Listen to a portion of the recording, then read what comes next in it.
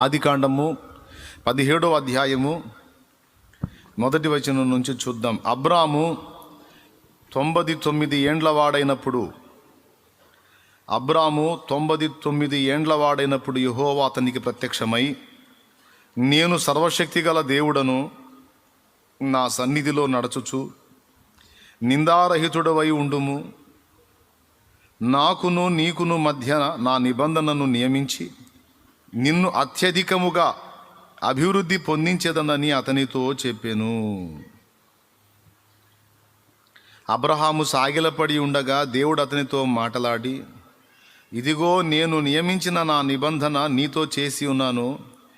నీవు అనేక జనములకు తండ్రివగుదువు, మరియు ఇక మీదట నీ పేరు అబ్రాము అనబడదు.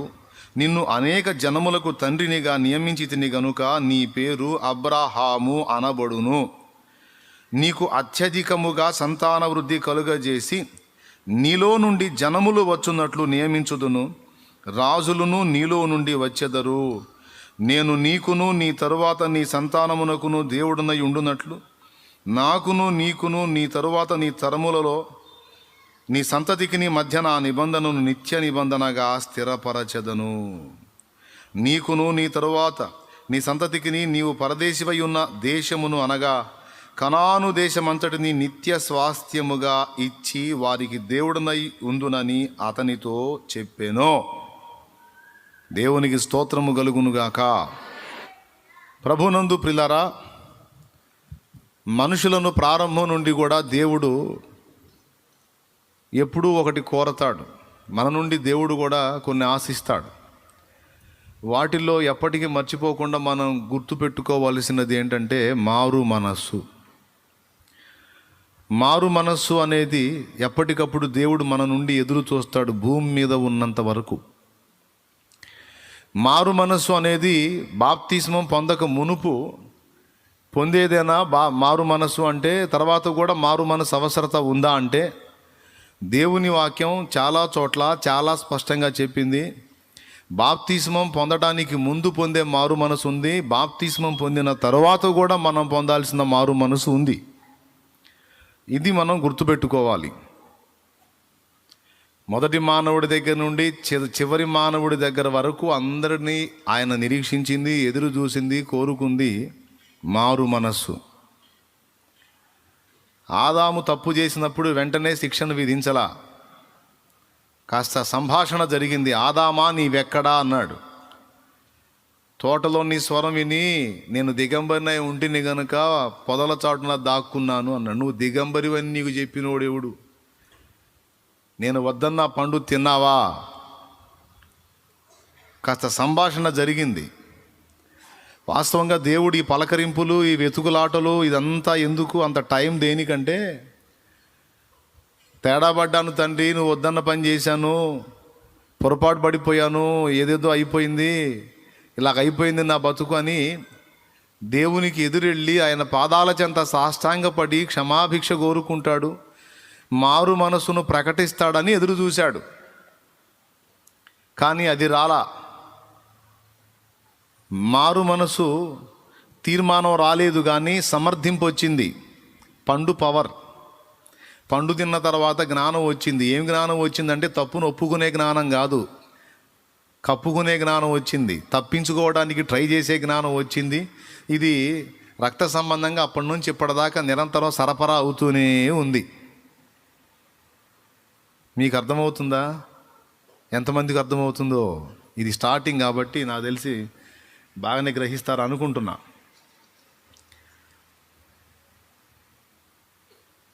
దయచేసి జాగ్రత్తగా వినండి.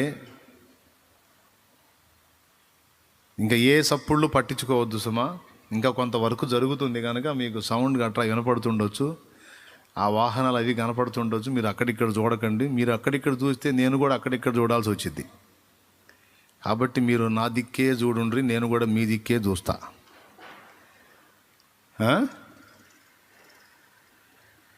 పండు తిన్న తర్వాత వచ్చిన జ్ఞానం ఏంటంటే, కప్పుకోవడానికి అవసరమైన తెలివిని సమకూర్చుకొనుట. దేవుని స్వరం విన్నప్పుడు, అయ్యా తండ్రి తేడా పడ్డానని అలాగ పరిగెత్తుకొని వచ్చి సాష్టాంగ పడతాడేమో అని ఎదురు చూశాడు. పొదలచాటు నుండే మీటింగ్ పెట్టాడు. నువ్వు ఎక్కడున్నావంటే నీ స్వరం విని దాక్కున్నాను అన్నాడు భయపడి. దిగంబరినిగా ఉంటిని కనుక భయపడి దాగుకొంటిని. నువ్వు దిగంబరివని నీకు చెప్పినోడు ఎవడు? నేను వద్దన్న పని చేశావా? చేశాను. ఎందుకు చేశావు? నువ్వు నాతో కూడా ఉండటానికి ఇచ్చావుగా స్త్రీని. ఆమె ఆ పండు తిని కొన్ని నాకు ఇచ్చింది, తిన్నాను. వేసేసాడు ఆమె మీద. ఆమె కూడా నేనే తేడా పడ్డాను, ఈ సర్పబోధ విని నేను మోసపోయాను, తండ్రి నన్ను క్షమించు, నేను పాడైంది కాక నా భర్త కూడా ఆజ్ఞ మీరేటట్టు చేశాను, దౌర్భాగ్యురాల్ని, నేను ఎంత పాపినో తండ్రి అంటే బాగుండేది. ఆమె ఆ మాటల్లా ఆమెలో కూడా పండుతత్వం పనిచేసింది, జ్ఞానం వచ్చింది. ఏం జ్ఞానం అంటే పక్కోళ్ళ మీద వేసే జ్ఞానం. ఆమె కూడా సర్పాన్ని వెతికి సర్పం మీద వేసేసింది. ప్రారంభం నుండి కూడా దేవుడు మానవుడి నుండి ఎదురు చూసింది, కోరుకుంది, నిరీక్షించింది మారు మనసు, పశ్చాత్తాపం, దిద్దుబాటు. సర్దుబాటు కాదు, దిద్దుబాటు. అయితే మనుషుడు తరతరాలుగా సర్దుబాటుకే మక్కువ చూపాడు కానీ దిద్దుబాటుకి మక్కువ చూపల. అలా దిద్దుబాటుకు మక్కువ చూపిన వాళ్ళందరూ ధన్యులు. వారిని దేవుడు భక్తులు అంటున్నాడు. దిద్దుబాటుకు మక్కువ చూపిన వారిని దేవుడు భక్తులు అంటున్నాడు. దిద్దుబాటుకు ఒప్పుకోనివాడు పాస్టర్ అయినా సరే వానికి దేవుడిచ్చిన టైటిల్ భక్తిహీనుడు. పాస్టరమ్మ అయినా సరే ఆమెకు దేవుడిచ్చిన టైటిల్ భక్తిహీనురాలు. కీర్తనల గ్రంథము 50వ కీర్తన 16వ వచనం ఒకసారి చూడండి. భక్తిహీనులతో దేవుడు ఇట్లు సెలవిచ్చుచున్నాడు. భక్తిహీనులతోనా భక్తులతోనా? భక్తిహీనులతో దేవుడిట్లు సెలవిచ్చుచున్నాడు. నా కట్టడలు వివరించుటకు నీకేమి పని? నా కట్టడలను వివరించుటకు నీకేమి పని? నా నిబంధన నీ నోట విచించెదవేమి? దేవుని కట్టడలను మనకు బోధించే వాళ్ళు, దేవుని నిబంధనను మనకు వివరించి చెప్పేవాళ్ళు ఎవరండి? దైవజనులు, దైవజనురాండ్రు. దేవుని నిబంధనలని, దేవుని కట్టడలని మనకు బోధించేది ఎవరు? సేవకులు, సేవకురాళ్ళు. అయితే వాళ్ళని గురించి ఏం టైటిల్ ఇచ్చాడు ఇక్కడ అంటే భక్తిహీనులు అన్నాడు. విశ్వాసుల్ని కూడా కాదు ఆ మాట అంది, పరిచారకుల్ని కూడా కాదు ఆ మాట అంది, సాక్షాత్తు ఉపదేశం చేసేటువంటి వాక్య ప్రబోధకులకు దేవుడిచ్చిన టైటిల్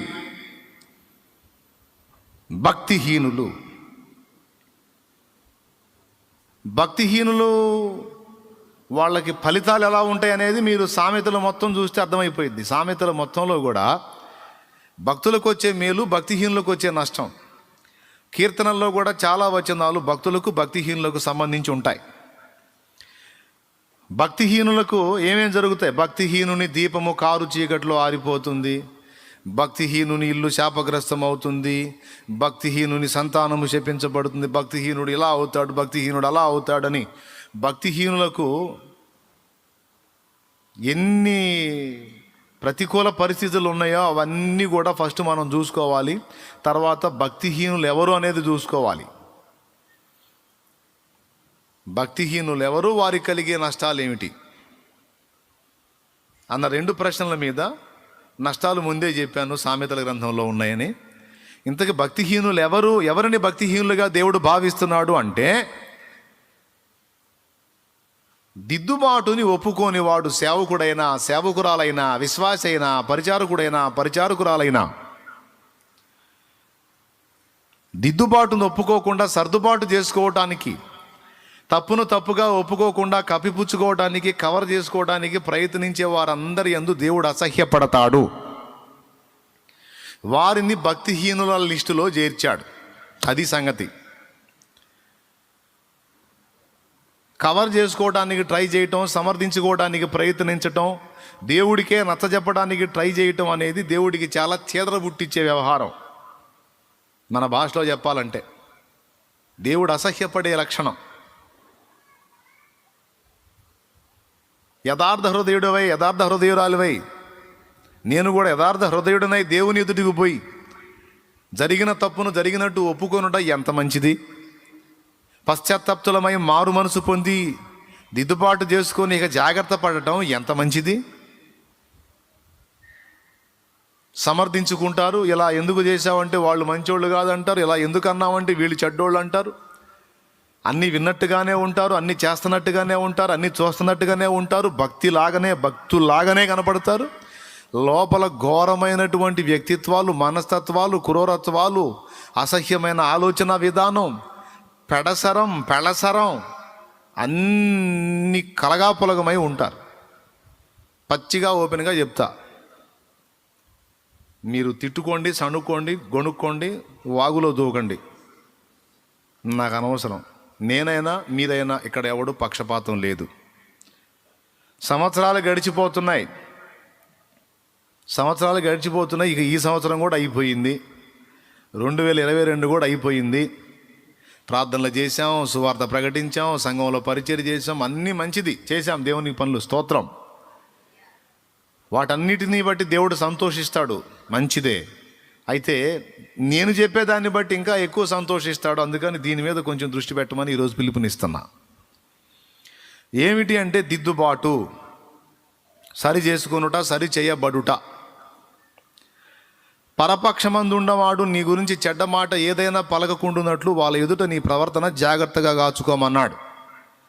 సంఘములో వారి ఎదుట కానీ, సంఘమునకు వెలుపటి వారి ఎడల కానీ నువ్వు చాలా సాధువుగాను, చాలా మృదువుగాను వ్యవహరించాల్సి ఉంది. కానీ కొంతమంది సాక్ష్యం ఎలా అయిపోయిందంటే చండాలంగా అవతల వాళ్ళు మాట్లాడుకునేటట్లు అయిపోయింది. ఎవరి మనస్సాక్షికి వాళ్ళకి తెలుసు. పురుషులు కానీ, స్త్రీలు కానీ, ఎవరికి వాళ్ళు ఈరోజు చెప్పేది మాత్రం కొంచెం సీరియస్గా వినండి. సభ్య సమాజంలో నీ ప్రవర్తన, సంఘంలో నీ ప్రవర్తన, కుటుంబంలో నీ ప్రవర్తన, బంధువులలో నీ ప్రవర్తన ఆరోపించబడిందా, ఆక్షేపించబడిందా, లేకపోతే మంచి సాక్ష్యంగా వెలుగొందుతుందా?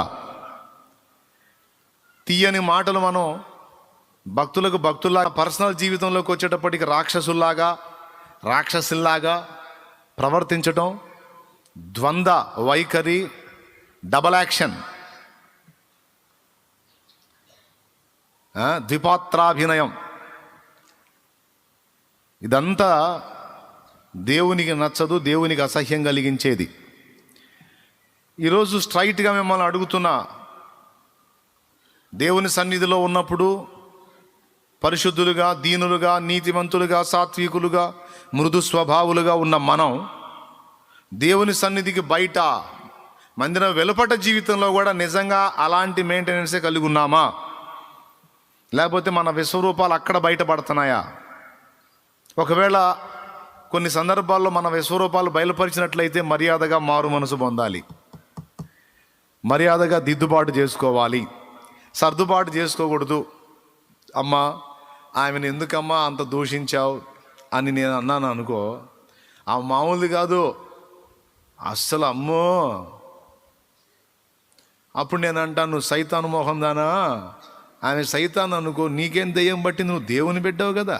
అవతల మనిషి తేడా అయితే నువ్వెందుకు దూషణ చేశావు, నువ్వెందుకు దుర్భాషలాడావు, నువ్వెందుకు బజారుకి బరి తెగించి కూర్చావు?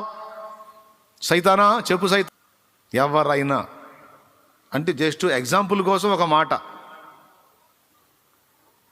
ఇక మిగిలిన అన్ని విషయాల్లో కూడా పరిశీలన చేసుకోవాల్సిన అవసరత ఉంది. ఏ కాడికి ఏది చూసి కూడా అదే ఉందిలే, ఇదే ఉందిలే, అది మామూలేలే, అదేముంది, ఇదేముంది, ఏముంది అంటాం కాదు. పక్కాగా బ్యాలెన్స్ చేసుకోవాల్సిందే, సరిదిద్దుకోవాల్సిందే. ఇందులో మినహాయింపు లేదని చెబుతున్నాగా నేను కూడా. నేను మొత్తం బ్రతుకును ఒక్కసారి వెనక్కి తిరిగి చూసుకొని లోపాలు, లోటుపాట్లు, వంకర టెంకర్లో మొత్తం. అయితే ఒక్కళ్ళు కూడా గుండె లేదు. ఈ సంవత్సరం ఆరంభం నుండి ఇప్పటి వరకు ఏ వంకర లేకుండా నిటారుగా, నిలువుగా, చక్కగా నేను జీవించి తినేని చెప్పగలిగే వాళ్ళు ఎవరైనా ఉంటే చేతులు ఎత్తండి, ఒక నమస్కారం చేసుకుంటాను. సంవత్సరం ఆరంభం నుండి ఇప్పటి వరకు ఏ వంకర టింకర లేకుండా నేను స్ట్రైట్గా జీవించాను అన్నోళ్ళు చెప్పగలరా ఎవరన్నా చేతులు ఎత్తి? లేదన్నా ఈ 360 రోజుల్లో నాకు కూడా కొన్ని వంకర టింకర్లు జరిగినాయి, నోరు జారినాయి, కొన్ని పొరపాటుగా ఇంకొకటిగా కూడా కొన్ని తప్పులు నా వల్ల జరిగినాయి అనే మనసు నీకుంటే చేయొచ్చు. తప్పులు పొరపాట్లు జరిగినాయి నా వల్ల అంటే నేను కూడా అసూయపడ్డ ఘట్టాలు ఉన్నాయి, కుళ్ళుకున్న ఘట్టాలు ఉన్నాయి, ఏడ్చుకున్న ఘట్టాలు ఉన్నాయి, ఈర్ష్యపడ్డ ఘట్టాలు ఉన్నాయి, అవతల వాళ్ళని బాధించిన ఘట్టాలు ఉన్నాయి, సణుక్కున్న ఘట్టాలు ఉన్నాయి, గొణుక్కున్న ఘట్టాలు ఉన్నాయి, దూషించిన ఘట్టాలు ఉన్నాయి. అంటే చేతులు ఎత్తన వాళ్ళందరూ స్పెషల్ పరిశుద్ధులు అన్నమాట. వీళ్ళని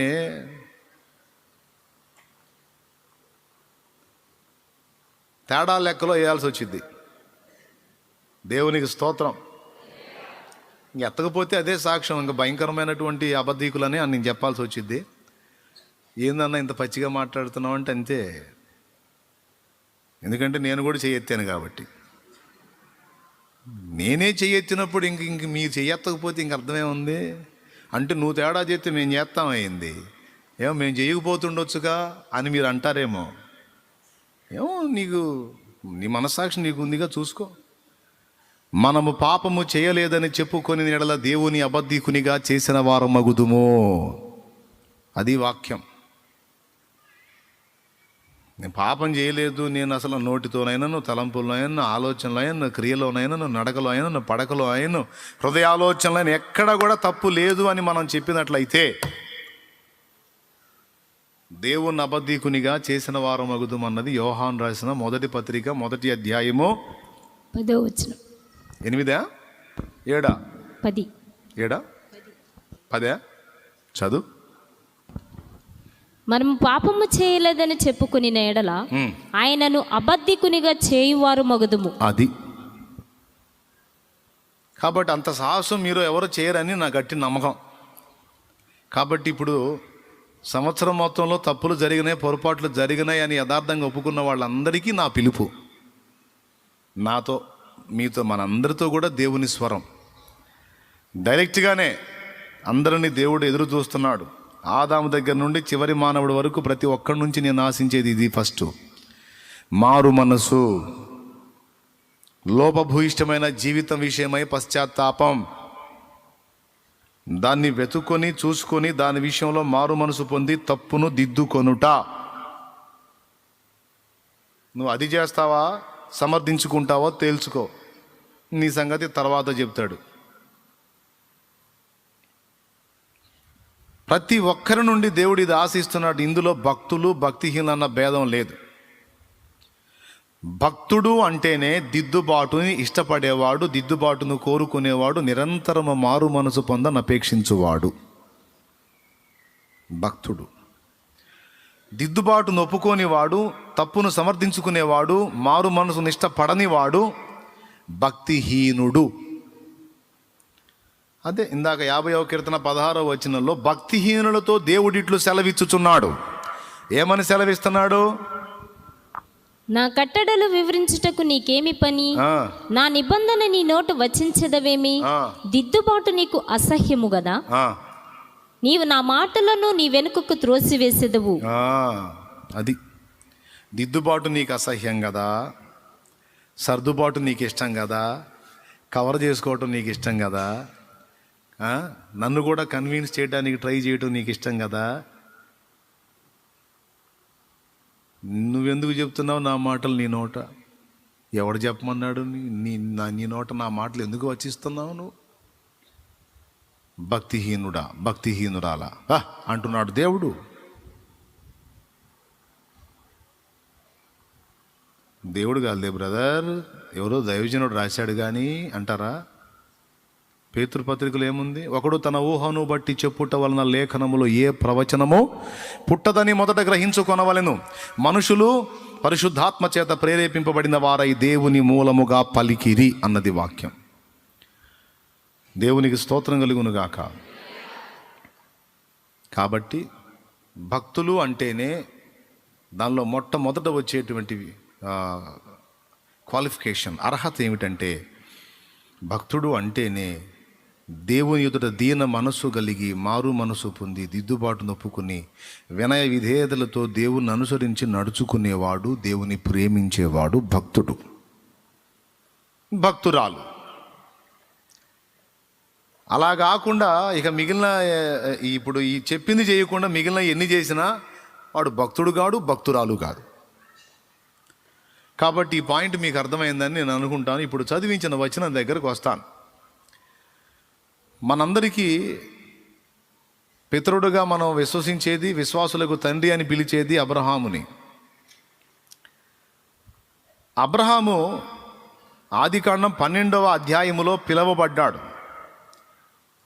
ఆ పిలుపు అందుకున్న తరువాత కొంత ప్రయాణం సాగింది.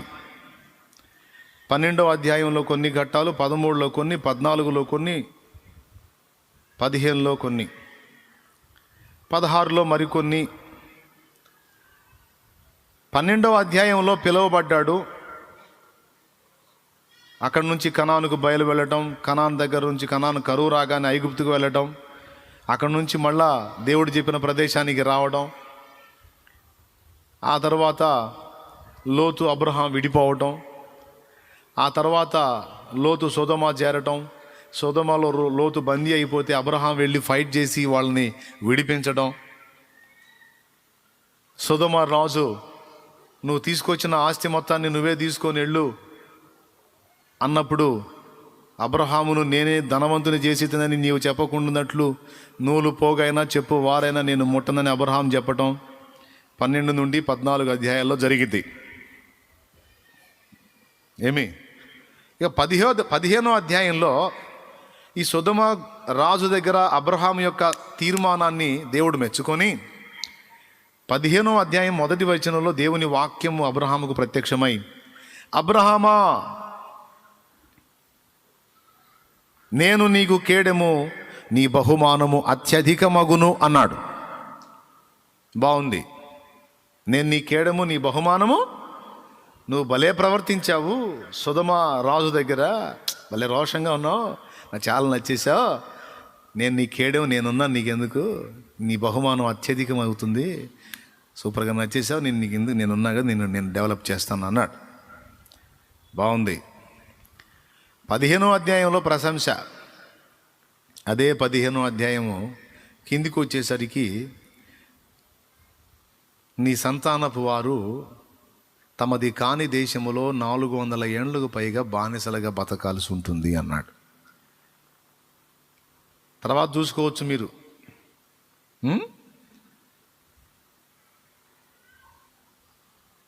16వ అధ్యాయంలో ఇక హాగరుని పరిణయం చేసుకోవటం, ఆమెకి ఇష్మాయేల్ని గంటం అనేది జరిగింది.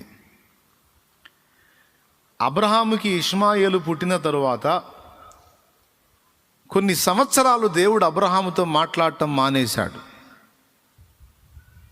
మొత్తానికి ఏదో నొచ్చుకున్నాడు, ఏదో బాధపడ్డాడు దేవుడు. ఏం బాధపడ్డాడంటే, నేను నీకు సంతానాన్ని ఇస్తాను, ఆ సంతానం ఆశీర్వదించబడుతుంది, నీలో నుండి వచ్చేటువంటి వంశములో భూలోకములోని అన్ని వంశాలు ఆశీర్వదించబడటానికి అనుగుణ్యమైన రక్షకుణ్ణి పుట్టిస్తాను అని మొదలైన సంగతులు వాగ్దానం. అబ్రహాంకి మంచి వాగ్దానాలు ఉన్నాయి. ఇన్ని సంతానాన్ని పుట్టిస్తాను, వంశాలన్నీ ఇవన్నీ చెప్పకుండా, నీ వలన భూలోకములోని వంశములన్నీ ఆశీర్వదించబడుందని ఒక పెద్ద వాగ్దానం వేసేసాడు 12లోనే బహుమానంగా. కానీ ఎందుకో 16వ అధ్యాయం జరిగిన తర్వాత సుమారుగా దేవునికి అబ్రహాముకి మధ్య కొన్ని సంవత్సరాల నిడి వచ్చింది. 86కి 99కి మధ్య ఎంత ఉందండి టైము? 99లో 86 తీసేయండి, 99లో 86 తీయండి, ఎంత శేషం ఉందో చెప్పండి. తెగ వాడతారు కదా సెల్ ఫోన్లు.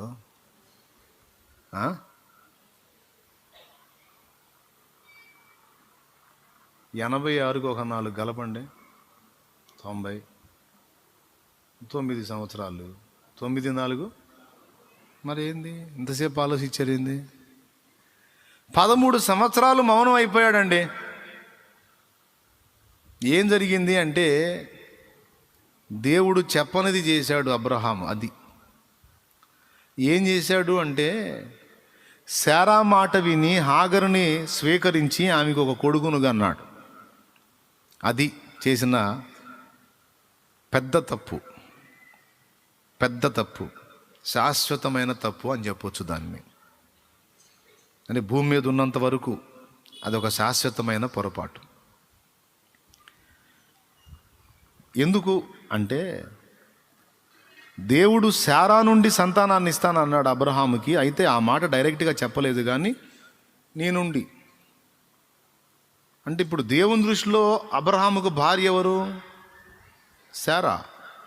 హాగర్ ఎవరు? దాసి. అంతవరకే. కానీ హాగర్ని భార్యగా అబ్రహాం ఆమోదించిన, శారా ఆమోదించిన, దేవుడు ఆమోదిస్తాడా? దేవుని ఏర్పాటులో, దేవుని ప్రణాళికలో, దేవుని చిత్తంలో అలా ఉందా? లేదు. వంకర తిరిగింది ఇక్కడ దారి. అప్పటిదాకా చిన్న చిన్న లోపాలే, కానీ దేవుడు తప్పుగా భావించేటువంటివి ఏం కనపడలా. ప్రయాణంలో నింద లేకుండానే వచ్చాడు. మనుషులు 100 నిందలు వేసుకొనియండి, ఇబ్బంది లేదు. ఆ నిందలన్నీ మనకి, ఒక భక్తుడు అన్నాడు 100లని, ఇప్పుడు 100 కాదు, ఇక వేలను కోట్లని. ఇక నిందలన్నీ మనకు పూదండలు. అన్యాయంగా మన మీద నింద గావించి మాట్లాడితే వాడి కర్మ, వాడికి దరిద్రం, మనకు ఆశీర్వాదం వచ్చింది అంతే, నిష్కారణంగా మనల్ని నిందిస్తే. కాబట్టి మనుషులు పెట్టే నిందను లక్ష్య పెట్ట నిమిత్తం లేదు, కానీ దేవుని ఎదుట నిందారహితంగా నడుచుకోవాలి. ముందు దేవుని ఎదుట నిందారహితంగా ఉండాలి, తర్వాత మనుషుల ముందు కూడా నిందారహితంగా జీవించాలి.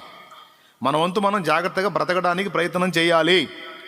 ఎవడేమనుకుంటే నాకెందుకు ఎట్టబడితే అత బ్రతుకుతాను అనకూడదు.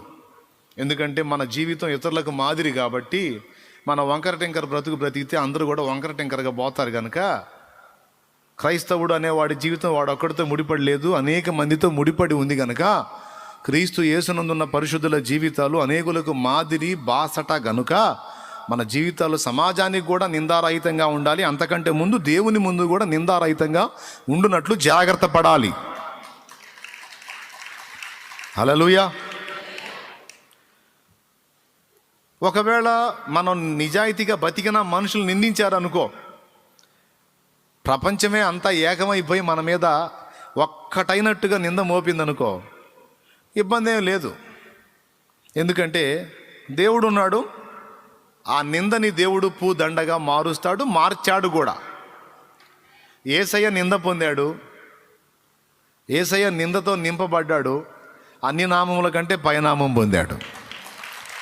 దానియేలు నిందపాలయ్యాడు, సింహాల గుహలో వేయబడ్డాడు, తర్వాత ఇంకా పెద్ద అధికారి అయ్యాడు. యోసేపు నిందపాలయ్యాడు, చెరసాల్లో వేయబడ్డాడు. తర్వాత ఐగుప్తు మొత్తానికి ఫరో రాజు అయితే ఫరో అన్నాడు, ఐగుప్తుకు నేను రాజు, ఐగుప్తుకే కాదు నా ఇంటికి నాకు కూడా నువ్వే రాజు అన్నంత ఆధిక్యత యోసేపుకు ఇచ్చాడు దేవుడు. కాబట్టి మనుషులందరూ ఒకవేళ మనం నిజాయితీగా బతికినా, మంచి సాక్ష్యంతో బతికినా, అన్యాయంగా మనల్ని నిందపాలు చేస్తే జడవాల్సిన అవసరమే లేదు. గొప్ప బహుమానం దేవుని దగ్గర మనకుంది. హల్లెలూయా. కానీ దేవుడే నిందిస్తే, దేవుని ఎదుటే నింద నువ్వు మోసే పరిస్థితి ఉంటే, ఇక దాన్ని ఎవరు తప్పించలేరు, ఇంక దాన్ని ఎవరు మార్చలేరు. అబ్రహాముకి ఇచ్చిన వార్నింగ్ అది. నోవహునన్నాడు ఆదికాండం 6లో, అబ్రహాంకు వచ్చేటప్పటికి 17 అంటున్నాడు, నా సన్నిధిలో నడుచుచు నిందారహితుడవై ఉండు అన్నాడు. అంటే ఇన్నాళ్ళు లేని మచ్చ ఒకటి తెచ్చుకున్నావు అబ్రహాము నువ్వు అని. ఏమిటది అంటే హాగరుతో ఇష్మాయేలును కనటం. ఇది శాశ్వత సమస్య. భూమి మీద ఉన్నంత వరకు నేను నీకు ఇవ్వబోయే వాగ్దత్త సంతానానికి శాశ్వత శత్రువుని కన్నావు నాయన నువ్వు.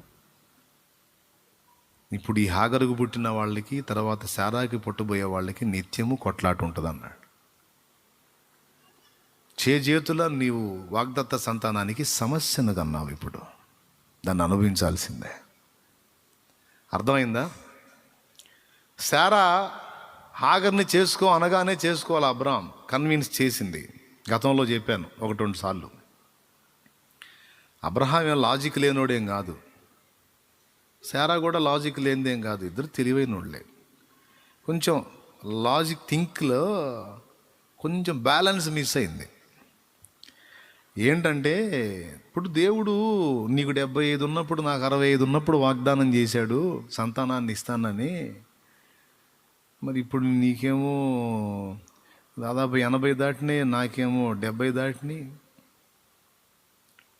ఏది ఇంతవరకు మనకి ఇవ్వకపోయే? సంవత్సరాలే గడిచిపోతున్నాయి, ఇవ్వలేదు.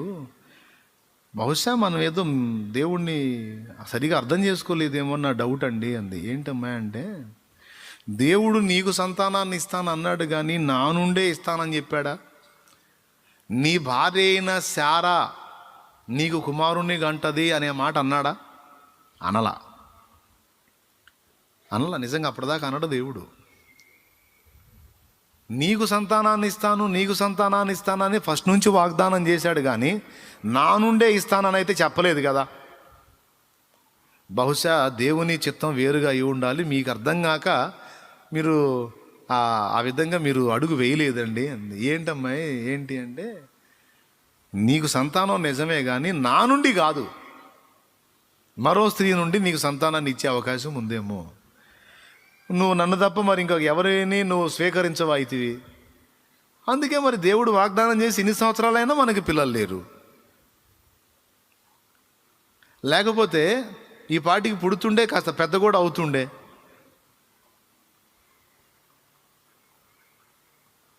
కొంచెం ఆలోచన చేశాడు. ఆ ఆలోచనలో కొంచెం శృతి తప్పింది, బ్యాలెన్స్ మిస్ అయింది. నిజమే కదా, నీకు సంతానాన్ని ఇస్తాను అన్నాడు కానీ నీ భార్య అయిన శారా నుండి నేను పిల్లగాడిని ఇస్తాను అనలేదు కదా. శారా పేరు మెన్షన్ చేయలేదు కదా. అట్లయితే బహుశా దేవుడి ఉద్దేశం వేరుగా ఉండాలి. రైట్. ఇంకో స్త్రీ ద్వారా నేను కన్నా కూడా సంతానం నాదే అవుతుంది కానీ ఆమెది కాదు కదా. అర్థమైందా? కాబట్టి ఓకే, దీన్ని బట్టి అడుగు వేయొచ్చు అని అక్కడ స్టెప్ తీసుకున్నాడు. లాజిక్ సెట్ అయిపోయింది, శారా ఐడియా సెట్ అయిపోయింది. ఓకే, అట్లయితే నీకు అభ్యంతరం లేకపోతే సరే, అట్లయితే నేను ఇక చేసుకుంటాను. ఇంక చేసుకునేది ఏం, దానికి ముహూర్తాలా లేదన్నా రాశి బలాల నక్షత్ర ఫలాల్లో ఏం లేదు, చేసుకొని అయిపోయి ఇష్మాయేలు పుట్టాడు. ఈ స్టెప్ తీసుకున్న తరువాత 13 ఏళ్ళు మౌనం అయిపోయాడు దేవుడు.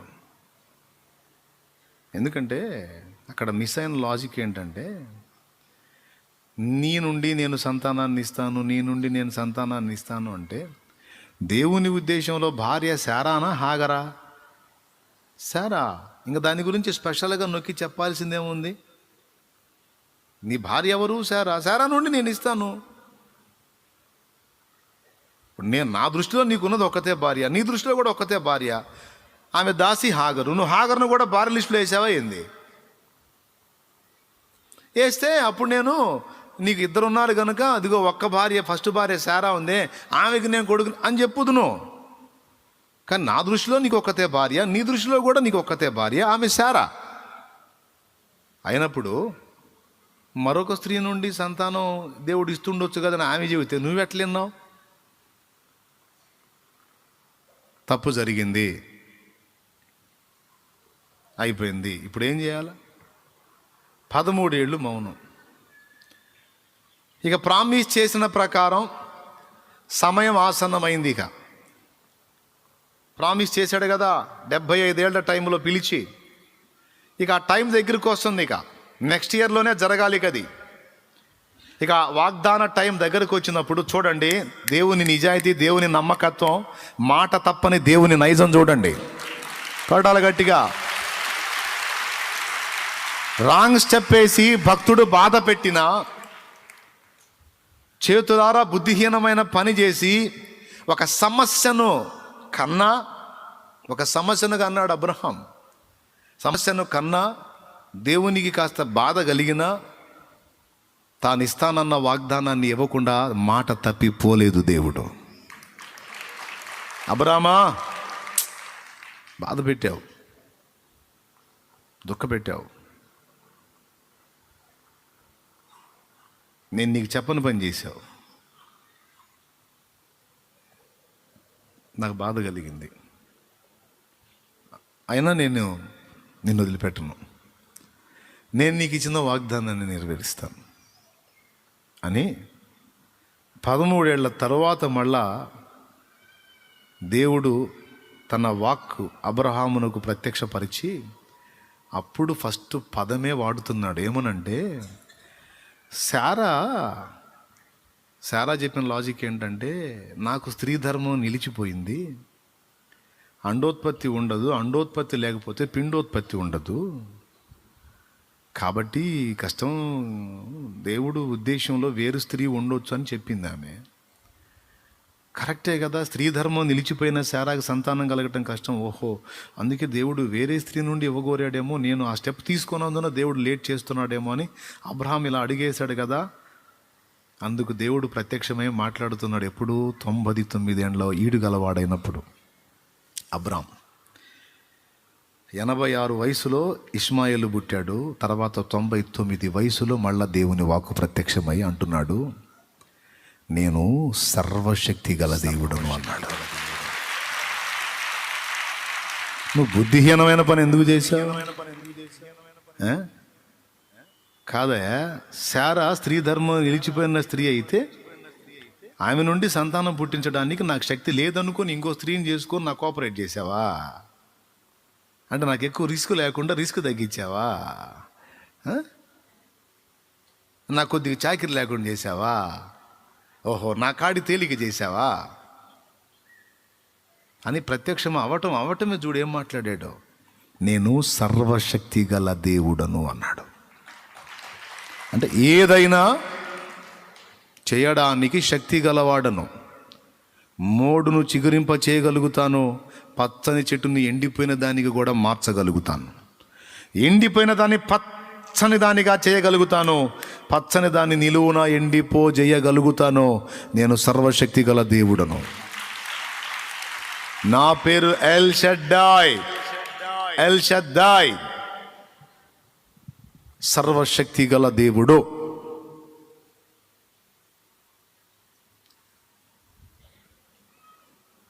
నీ భార్యకి స్త్రీ ధర్మం నిలిచిపోతే నేను ఇవ్వలేనా? నా చేత కాదా?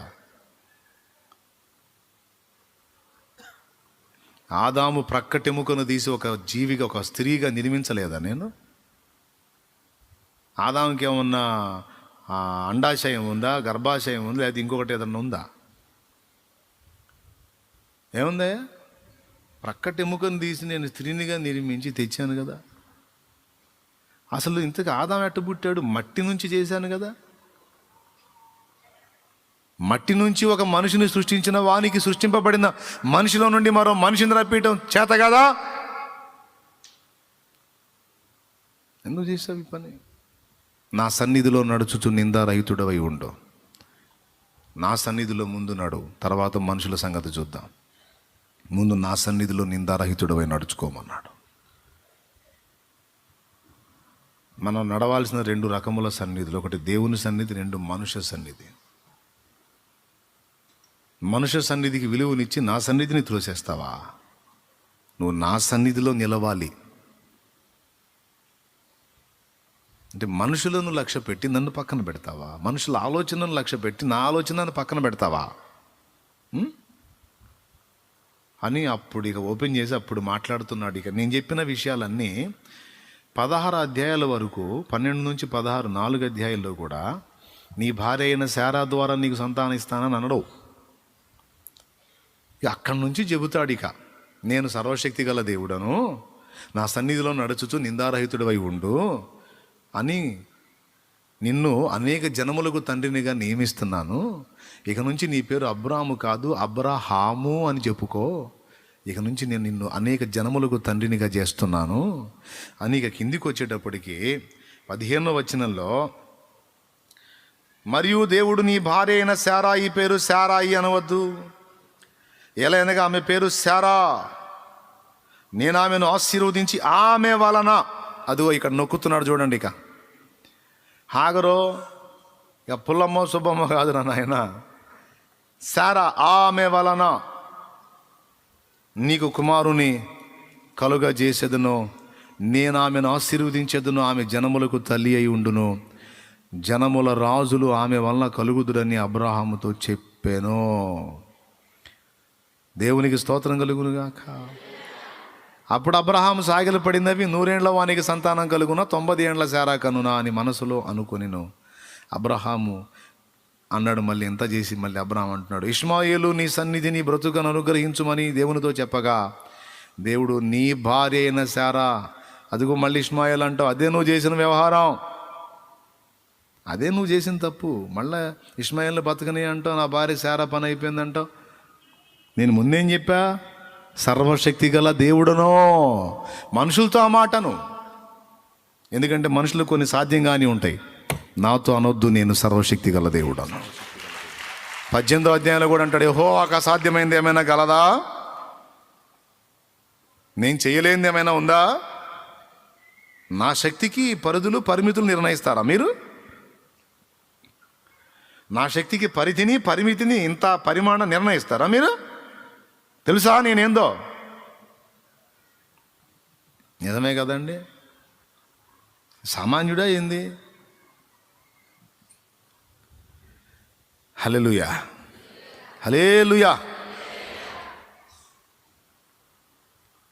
తర్వాత చెప్తున్నాడు, ఇక నీ సంతానాన్ని ఇలా చేస్తాను, నీ భార్య శారా గంటుంది, అది మొత్తం చెప్పి నీకు శారా నుండి కొడుకునిస్తాను, వాని పేరు ఇస్సాకు అని కూడా నువ్వు పెడతావని చెప్పేశాడు. అక్కడ టైటిల్ కూడా, కొడుకు పేరు కూడా ఓపెన్ చేశాడు. ఇష్మాయేలు కాదు, ఇస్సాకు అన్నాడు. ఇష్మాయేలు విషయంలో కూడా నువ్వు ప్రేమ కలిగి ఉన్నావు కనుక అతన్ని కూడా దీవిస్తాను, అతని నుండి కూడా నేను రాజులు వచ్చేటట్టు చేస్తాను అన్నాడు. కాబట్టి ఇక్కడ పాయింట్ ఏంటంటే, ఈ స్టోరీ మీకు తెలియదని కాదు, లేకపోతే మీకు గతంలో విన్నా కూడా మళ్ళా నేను ఎందుకు దీన్ని ప్రస్తావించానంటే, భక్తుల జీవితాల్లో తొట్టుపాట్లు, అడుగులు జారిన అనుభవాలు లేకపోలేదు. బైబిల్ గొప్పతనం అదే. దాచిపెట్టలేదు భక్తుల తప్పులను, కప్పిపెట్టలేదు, కవర్ చేయడానికి ట్రై చేయలేదు. ఓపెన్గా బాహాటంగా ప్రజలందరి ముందు భక్తుల వైఫల్యాలను కూడా ఉంచాడు దేవుడు. దేవునికి స్తోత్రం.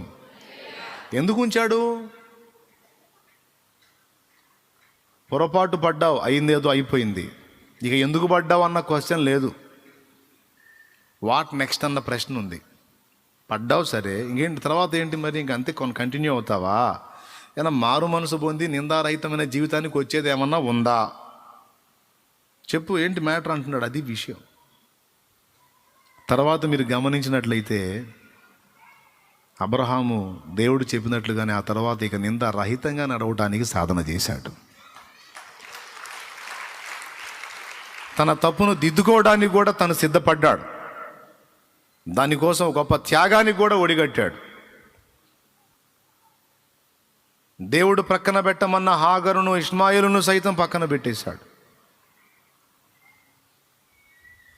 ఇక్కడ నేను మీకు ఎందుకు చూపించానంటే, అబ్రహాము సైతం నిందారహితమైనటువంటి జీవిత విషయమై హెచ్చరించబడ్డాడు అంటే ఆయన జీవితంలో కూడా కొన్ని అడుగు జారిన అనుభవాలు ఉన్నాయని. మనందరికీ మూలపితరుడిగా మనం గమనించుకున్నటువంటి అబ్రహాము జీవితంలో కూడా అడుగులు జారిన అనుభవాలు దేవుడు మనకి ఎందుకు రాయించాడంటే, అలాంటి వ్యక్తికే అడుగులు తడబడ్డప్పుడు నీకు మరి నిశ్చయముగా తడబడే అవకాశం ఉంటుంది కనుక అబ్రహాం తీసుకున్నట్టు మీరు కూడా జాగ్రత్తగా మీ అడుగులను, జారిన అడుగులను వెనక్కి తీసుకోండి, సరి చేసుకోండి, చక్కదిద్దుకోండి. నింద పొందిన లైఫ్ కాదు, నింద రహితమైన జీవితంలోనికి రావటానికి నూతన మనస్సును పొందండి, మారు మనస్సును పొందండి, నూతన తీర్మానం చేయమని దేవుడు ఈరోజు పిలుపునిస్తున్నాడు. ఎంతమందికి అర్థమైంది? ఆ తర్వాత ఇక మళ్ళా మీరు చూడలేరు అబ్రహాముల వైఫల్యాన్ని. ఇంక ఆ తర్వాత జాగ్రత్తగా ప్రయాణం సాగించాడు. కావాలంటే చూసుకోండి. ఇంకా ఏమైనా ఆయన ఆత్మీయ జీవితంలో దేవుడు చిన్న చిత్తగా లోపాలు చూసినా దేవుడు వాటిని గురించి ఏం పెద్దగా పట్టించుకోలేదు, లక్ష్య పెట్టలేదు. ఇక రెండవది భక్త దావీదు. ఫ్రెష్గా అభిషేకం పొంది భగభగ మండుతున్నాడు. 23వ కీర్తన పుట్టింది. యెహోవా నా కాపరి, నాకు లేమి కలుగదు. పచ్చిక గల చోట్ల ఆయన నన్ను పరుండా చేయుచున్నాడు. శాంతికరమైన జలముల యొద్దకు ఆయన నన్ను నడిపించుచున్నాడు. నా ప్రాణమునకు ఆయన సేద తీర్చుచున్నాడు. తన నామమును బట్టి నీతి మార్గములు ఆయన నన్ను నడిపించుచున్నాడు. గాఢాంధకారపు లోయలలో నేను సంచరించినను ఏ అపాయమునకు భయపడును అని కీర్తన పాడుతూ ఆ కింద వచనంలో అంటాడు, నూనెతో నా తల అంటి ఉన్నావు, నా గిన్నె నిండి పొర్లుచున్నది. అది అనుభవం, ఫస్ట్ అభిషేకపు అనుభవం. ఇందాక నేను వచ్చేసరికి విజయన్న ప్రార్థన చేపిస్తున్నాడు. మళ్ళీ మనం అభిషేకం కోసం ప్రార్థన చేసుకుందాం. అభిషేకం అంటే అర్థం ఏమిటి? అభిషేకించుట అంటే పూర్వపు కాలంలో రాజులను అభిషేకించేవాళ్ళు, ప్రవక్తలను అభిషేకించేవాళ్ళు. గురువు దగ్గర శిష్యుడిగా చేరినటువంటి ప్రవక్త శిష్యుడిని ప్రవక్త తన చెయ్యుంచి, ఇదిగో నా తర్వాత ఇతడు దేవుని ప్రవక్త అని చేతులుంచి అభిషేకించేవాడు. నూను కుమారుడైన యెహోషువ మీద అలా చేతులుంచి ప్రతిష్ఠ చేయమని, ప్రత్యేకించమని, అభిషేకించమని అతడు మోషే అనే వ్యక్తి దేవుని చేత హెచ్చరిక పొందాడు నూను కుమారుడైన యెహోషువ విషయంలో. మోషే నూను కుమారుడైన యెహోషువ మీద చేతులు ఉంచితే అతడు జ్ఞానాత్మ పూర్ణుడయ్యను అని ఉంది వాక్యంలో. తన తర్వాత ప్రవక్తగా, మందను నడిపించే నాయకుడిగా అతనిని ప్రత్యేకపరిచాడు, అధికారం ఇచ్చాడు. అభిషేకం యొక్క ఆంతర్యం, అభిషేకంలోని ఆంతర్యం ఏంటంటే అభిషేకం ఒక అధికారానికి, అలాగే ఒక ప్రతిష్టకి సూచన. తైలము పోసి ప్రత్యేకించటం. అన్నలు, దావీదు అన్నలు ఉన్నారు, అందరిలోకి ఇతని మీద తైలం పోసాడంటే వాళ్ళందరూ కాదు, ఇతడు సపరేట్, ఇతడు దేవునికి ప్రత్యేకించబడిన వాడు, ఇశ్రాయేలుకు ఇతను తర్వాత, సౌలు తర్వాత రాజు. అభిషేకంలోని ఆంతర్యం అది. విజయాన్న ప్రార్థన చేస్తూ మళ్ళా మనం అభిషేకం పొందుదాం, అభిషేకం కోసం ప్రార్థన చేద్దాం అని పిలుపునిచ్చాడు కదా. మీరందరూ ప్రార్థన చేశారు. ఇప్పుడు అభిషేకం గురించి ఎందుకు అడిగారు? ఆల్రెడీ మీరందరూ అభిషిక్తులే కదా. మీరందరూ మారు మనసు పొందారు, పాప క్షమాపణ నిమిత్తం బాప్తిజం పొందారు, ప్రార్థించి పరిశుద్ధాత్మను పొందారు, పరిశుద్ధాత్మలో ఆనందించారు, పరిశుద్ధాత్మలో ప్రయాణం చేశారు, ఆత్మలకు సువార్త ప్రకటించారు, అనేక మందిని రక్షణలోకి నడిపించారు.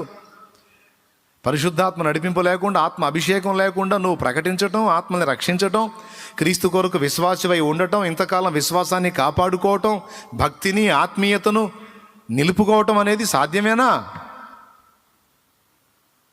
అభిషేకంతోనే కదా ఇదంతా జరుగుతుంది. దేవుడిచ్చే ఆధిక్యత, దేవుడిచ్చే అధికారం, దేవుడిచ్చే ఆ శక్తి,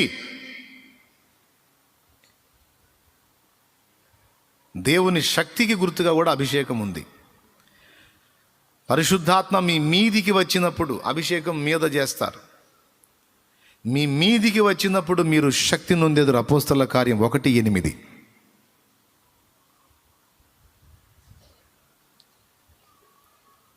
మరి ఆ లెక్క ప్రకారం ఆల్రెడీ శక్తివంతులమయ్యే ఇంత పని చేశాం కదా, మళ్ళా శక్తి కోసం అడగటం ఏమిటి?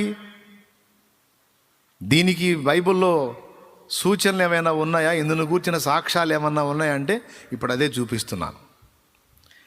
23వ కీర్తనలో నూనెతో నా తల అంటి ఉన్నావు, నా గిన్నె నిండి. నూనెతో తల అంటటం ఏమిటి? గిన్నె నిండి పొర్లిపోవటం ఏంటి? కొంచెం ఆలోచించి చెప్పండి. దావీదు తలకి దేవుడేమో నూనె రాశాడింది. దావీదు రాసుకోడు నూనె, వాళ్ళమ్మ రాయదా? లేకపోతే అంత నూనె వాళ్ళ నాన్న పోయాడు అని ఎత్తిన. ఇక్కడ దేవుణ్ణి అంటున్నాడు, నూనెతో నా తల అంటి ఉన్నావు, నా గిన్నె నిండి. నూనెతో తల అంటాడు, గిన్నె నిండి పొర్లుచున్నది. అభిషేకం నన్ను నింపింది, నేను శక్తితో నింపబడ్డాను. ఎంతగా అంటే పొర్లిపోయేంతగా. దేవునికి స్తోత్రం. ఎంత అద్భుతమైన మాట అది. అంటే పరిశుద్ధాత్మ నాకు అనుగ్రహించబడ్డాడు, దేవుని శక్తి నా మీదికి పంపబడింది. ఎందుకంటే సమూయేలు ఎప్పుడైతే తైలము కొమ్ము తీసుకొని దావీదు మీద నూనె పోసి అభిషేకించి ప్రతిష్ఠ చేశాడో, నాట నుండి యెహోవా ఆత్మ దావీదు మీదికి బలముగా వచ్చెను అని ఉంది. రిఫరెన్స్ కావాలా? అవసరం లేదా? చూడండి ఎందుకు వచ్చిన గొడవ. 1 సమూయేలు 16వ అధ్యాయం 13వ వచనం. చదువు తల్లి. 16:13 అమ్మా. శామ్యూయల్ 16:13. సమూయేలు తైలపు కొమ్మును తీసి వాని సహోదరులు ఎదుట వానికి అభిషేకము చేసెను. నాట నుండి యెహోవా ఆత్మ దావీదు మీదికి బలముగా వచ్చెను. అభిషేకం అనగానేమి? దేవుని శక్తిని భక్తుని మీదికి పంపుట, దేవుని అధికారం భక్తునికి ఇచ్చుట, ప్రవక్త అధికారం భక్తునికి ఇచ్చుట, దేవునికి వ్యక్తిని ప్రత్యేకపరచుట, దేవుని కొరకు వ్యక్తిని ప్రతిష్ఠించుట, ఇవన్నీ అభిషేకంలో భాగమే. స్తోత్రం. ఎందుకంటే సడన్గా నిన్ను ఎవరైనా అభిషేకం అంటే ఏంటి అంటే చెప్పాలను. ఎందుకంటే అక్కడ ఇన్ని సాక్ష్యాలు కనపడుతున్నాయి.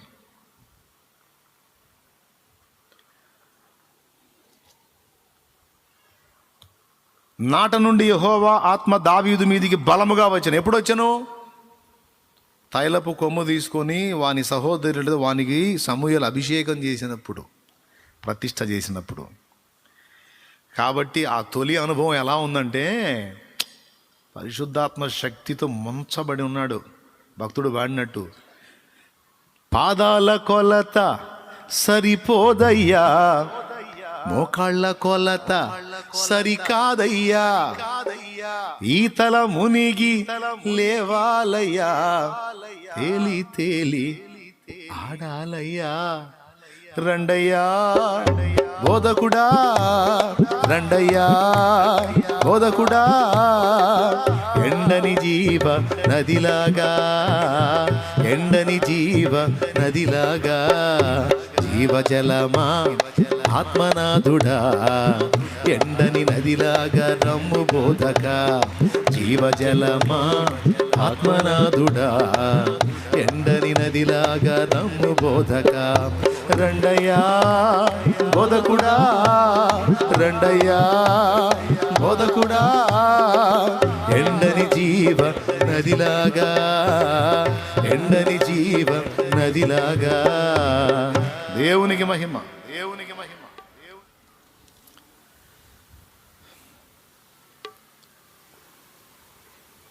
ఏం చెప్పానండి? మునిగి తేలాడు. ఎట్లా ఉందంట అభిషేకం? గిన్నె నిండి పొర్లినట్టు ఉందంట. ఏదో అట్లా అంటలేదంట, అట్లా ఊరకేదో కొంచెం తీసుకొని నూనె అలా అలా అన్నట్టుగా చేయలేదంట.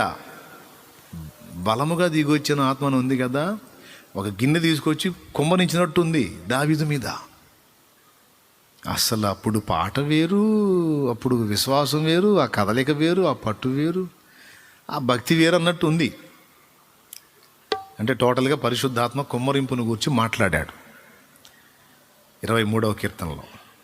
ఉందా లేదా వచనం?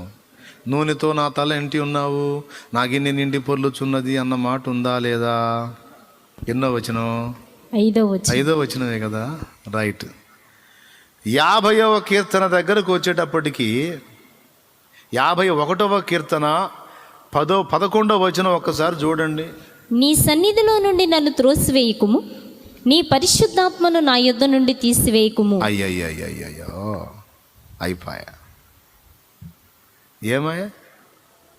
23లోనేమో గిన్నె నిండి పొర్లుతుంది, అసలు మామూలు లేదు నా పని అన్నాడు.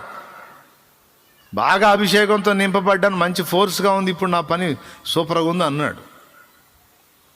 గాఢాంధకారపు లోయల్లో నేను సంచరించిన భయపడను, ఎందుకంటే ఇంకా ఆయన నా కాపుదలగా ఉన్నాడు, ఇక నాకు అంతా బాగుంది, ఇక నేను ఆయనతో నివాసం చేస్తాను, నా శత్రువులు ఎదుట నాకు విందు సిద్ధపరిచాడు అని అన్నీ చెప్పాడు. 51వ కీర్తన 11లోకి వచ్చేటప్పటికి నీ పరిశుద్ధాత్మను నా యొద్ద నుండి తీసివేయకుము అని ప్రార్థన చేసుకోవాల్సి వచ్చింది. ఎందుకంటే అంతటి తప్పు ఒకటి దావీదు నుండి జరిగింది.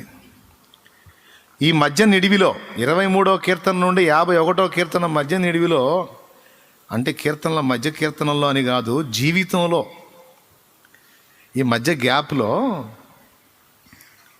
చిన్న చిన్నయో పెద్ద పెద్ద కొన్ని తప్పులు జరిగినాయి, కానీ దేవుడు వాటిని చూచి చూడనట్టుగా వదిలేశాడు. మేజర్ మిస్టేక్ అంటారు కదా, పెద్ద తప్పు అది జరిగింది. ఒక నిరపరాధిని చంపేపించాడు. దావీదు కూడా ఇక్కడ తెలివిగానే ఆలోచించి ఆ పని చేశాడు. ఇశ్రాయేలీయుడిని కాదు చంపింది దావీదు, హిత్తీయుడైన ఊరియా. కనాను దేశంలో 7 జాతుల ప్రజలు ఉన్నారు, వాళ్ళని వెళ్ళగొట్టి ఇశ్రాయేలుకు ప్లేస్ ఇచ్చాడు, గుర్తుంది కదా. యెబూసీయులు, హిత్తీయులు, హివ్వీయులు, పెరిజ్జీయులు, మొత్తం 7 రకాల జాతుల మనుషులు అక్కడ. ఐడియా ఉందా? దేవుడు వెళ్ళగొట్టిన జనాంగం అండి. ఆ జాతుల వాళ్ళని ఇశ్రాయేలు చేత వెళ్ళగొట్టించి వాళ్ళ ఉన్న భూభాగాన్ని వీళ్ళకి స్వాస్థ్యంగా ఇచ్చాడు. ఎంతమందికి తెలుసు ఇది? నీ ఎవరికి తెలుసు? ఫేస్బుక్ని గురించి అడుగు.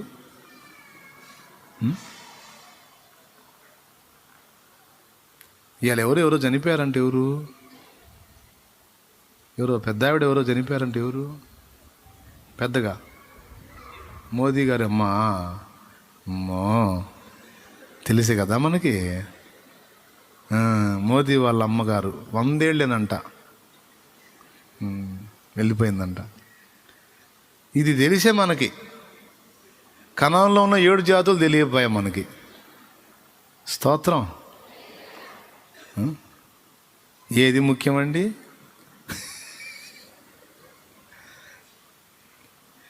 ఆ 7 జాతులలో ఒకటి హిత్తీయులు. అప్పట్లో అందరినీ వెళ్ళగొట్టారు, కానీ కొంతమంది కనానీయులు ఇశ్రాయేలుతో ఉన్నారు. ఆ ఉన్న వాళ్ళని బానిసలుగా చేసుకొని, వాళ్ళ దాసులుగా చేసుకొని వాళ్ళను కూడా ఏలారు. అలా వాళ్ళ కింద దాసులుగా మార్చబడిన వాళ్ళల్లో హిత్తీయుడైన ఊరియా ఒకడు. ఇక వాళ్ళు రాజు కింద బతికేవాళ్ళు అన్నమాట. అందుకని ఇశ్రాయేలీయుడైతే వ్యవహారం బయటపడుతుంది. అందుకని హిత్తీయుడైన ఊరియా కాబట్టి, వీడు అన్యుడు కాబట్టి పోయినా ఇబ్బంది లేదనుకున్నాడు. కేసు కట్టలే దేవుడు అనుకున్నాడు. మామూలుడుగా దావీదు ప్లాన్ గీసేటప్పుడు పక్కా స్కెచ్ అన్ని లెక్కలు చూసుకొని గీశాడు, కానీ బెడిసింది. స్తోత్రం.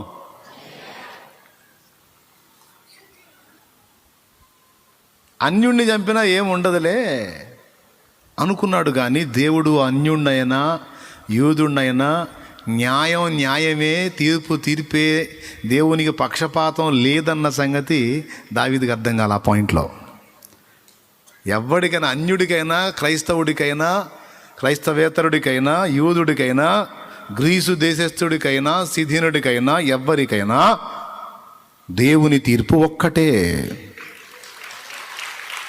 దేవునిలో పక్షపాతం లేదు లేదు లేదు లేదు లేదు.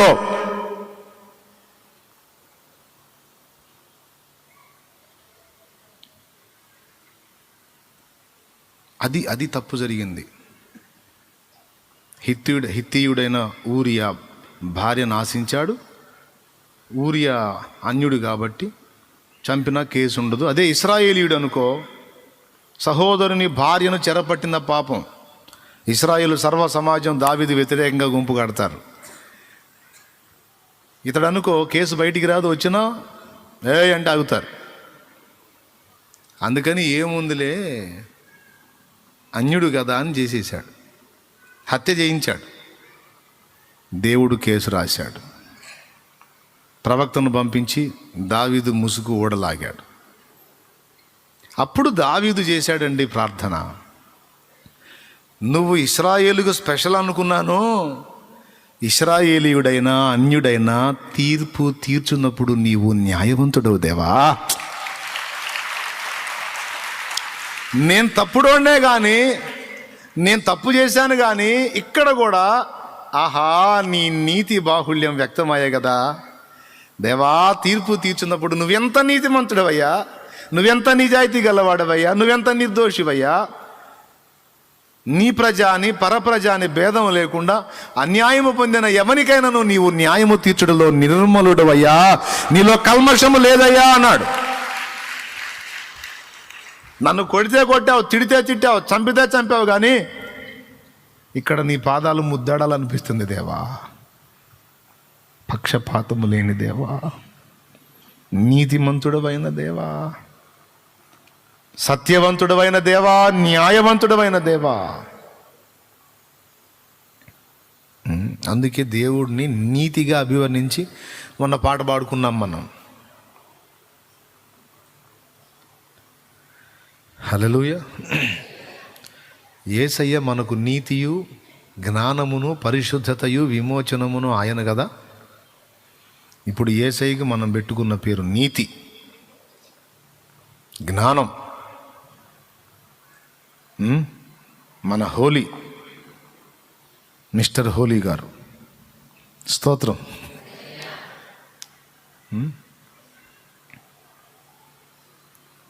కరుణకే స్వాగతం, కరుణాత్మకే స్వాగతం, కరుణారుణాల కోటి వర్ణాల నీతికే స్వాగతం, నారాజుకే స్వాగతం.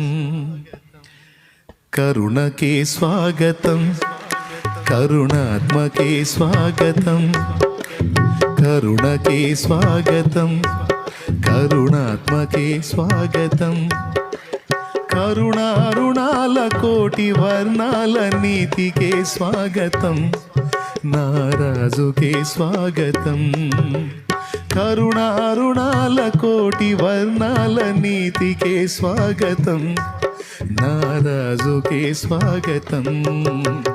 ప్రేమకే స్వాగతం, పరమాత్మకే స్వాగతం, మహిమ కాంతి సుగుణాల శాంతి నా యేసుకే స్వాగతం, నా ప్రియునికే స్వాగతం. మహిమ కాంతి సుగుణాల శాంతి నా యేసుకే స్వాగతం, నా ప్రియునికే స్వాగతం. ప్రేమకే స్వాగతం, పరమాత్మకే స్వాగతం. స్తోత్రం.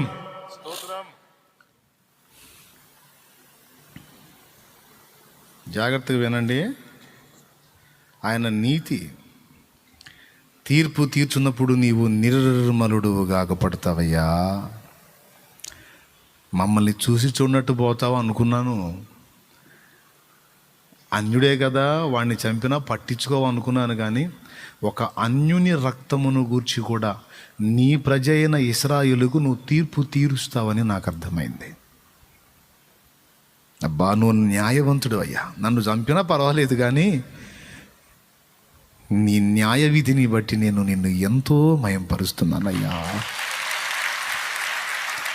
పశ్చాత్తాపడుతున్నాడు, క్షమాపణ కోరుకుంటున్నాడు. రక్తాపరాధము నుండి నన్ను విడిపించు. నేను పాపం చేశాను, బుద్ధిహీనమైన పని చేశాను, పాప బీజము నాలో అధిగమించాను అనుకున్నాను, కానీ అది నాలో పనిచేసింది. పాపములోనే నా తల్లి నన్ను గర్భము ధరించింది అయ్యా. పాపములో పుట్టినవాడనయ్యా. అయ్యా అయ్యా అయ్యా, పాప బీజం నాలో పనిచేసింది అయ్యా. సమర్థించుకోవట్లా, ఒప్పుకుంటున్నానయ్యా. నన్ను క్షమించయ్యా. నీ పరిశుద్ధాత్మను నా యొద్ద నుండి తొలగించొద్దయ్యా. నీ ఆత్మను నా దగ్గర స్థిరపరచు. రక్తాపరాధం తెచ్చుకున్నానయ్యా, హత్యా నేరం మూటగట్టుకున్నానయ్యా. రక్తాపరాధం, హత్యా నేరం నుండి నన్ను విడిపించు అని మొత్తుకున్నాడు. ఆ తర్వాత దావీదు జీవితంలో మీరు చూస్తే మళ్ళీ ఆ విధమైనటువంటి నేరము దావీదు జీవితంలో కనబడకుండా దావీదు తను భద్రం చేసుకున్నాడు. ఓకే, అబ్రహాం లైఫ్ అయిపోయింది. ఇప్పుడు దావీదు లైఫ్ కూడా మనకి సాక్ష్యంగా కనపడుతుంది. 23లోనేమో నా గిన్నె నిండి పొర్లింది అన్నాడు. అంటే బాగా పరిశుద్ధాత్మ నన్ను ఆవరించాడు, శక్తితో ఉన్నాను అన్నాడు. 51లో ఆత్మను కోల్పోయే పరిస్థితికి వచ్చాడు.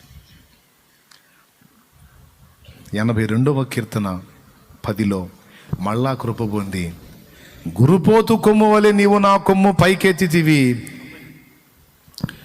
92వ కీర్తనలో 92వ కీర్తన 10వ వచనం, గురుపోతు కొమ్ము వలె నీవు నా కొమ్మ పైకెత్తితివి, క్రొత్త తైలముతో నేను అంటబడి తిని అన్న మాట మాట్లాడాడు.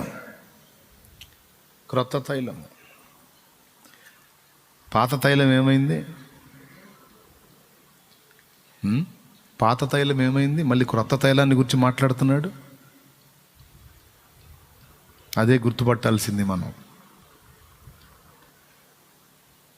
అంటే మనము పొందినటువంటి ఆత్మాభిషేకము, పరిశుద్ధాత్మ శక్తి ఒక్క పర్యాయము పొందితే ఆ ఒక్క పర్యాయంతో మనకు సరిపోదు.